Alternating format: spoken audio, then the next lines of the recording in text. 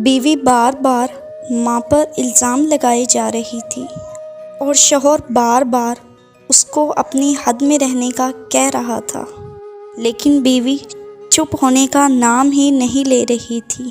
بار بار چیخ چیخ کر کہہ رہی تھی، اس نے انگوٹھی ٹیبل پر ہی رکھی تھی اور تمہارے اور میرے علاوہ اس کمرے میں صرف تمہاری ماں آتی ہے اور آج اس کے علاوہ کوئی بھی نہیں آیا۔ انگوٹھی ہو نہ ہو تمہاری امی نے ہی اٹھائی ہے۔ شوہر نے بیوی کے گال پر ایک زوردار تماچا دے مارا۔ ابھی 3 ماہ پہلے ہی تو ان دونوں کی شادی ہوئی تھی۔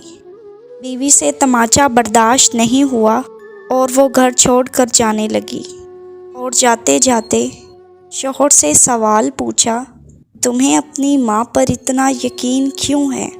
تب شوہر نے جو جواب دیا، وہ جواب سن کر دروازے کے پیچھے کھڑی ماں اس کا دل بھر آیا۔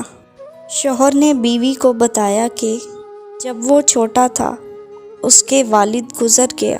ماں محلے کے گھروں میں جھاڑو پونچھا لگا کر جو کما پاتی، اس سے ایک وقت کا کھانا آتا تھا۔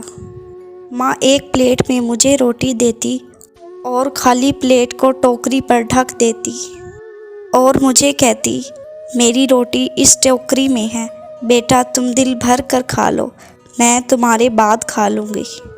میں بھی ہمیشہ آدھی روٹی کھا کر ماں کو کہہ دیتا، ماں میرا پیٹ بھر گیا ہے، کیونکہ مجھے معلوم ہوتا تھا ٹوکری میں اور کوئی روٹی نہیں ہے۔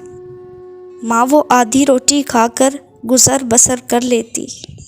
اتنی تنگ دستی کے عالم میں میری ماں نے مجھے پڑھایا لکھایا اور اس قابل بنایا ہے کہ میں 2 ٹائم کی روٹی کما سکوں۔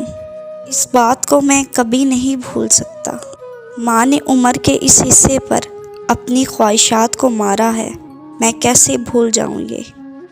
وہ ماں عمر کے آج اس حصے پر کیسے انگوٹھی کی بھوکی ہو سکتی ہے؟ تم تو صرف 3 ماہ سے میرے ساتھ ہو اور میں نے گزشتہ 25 سال اپنی ماں کے ساتھ گزارے ہیں۔ دروازے کے پیچھے کھڑی ماں رو رہی تھی اور سوچ رہی تھی، اس کا بیٹا آج آدھی روٹی کا قرض ادا کر رہا ہے۔ ماں اپنی پرورش پر خدا کا شکر ادا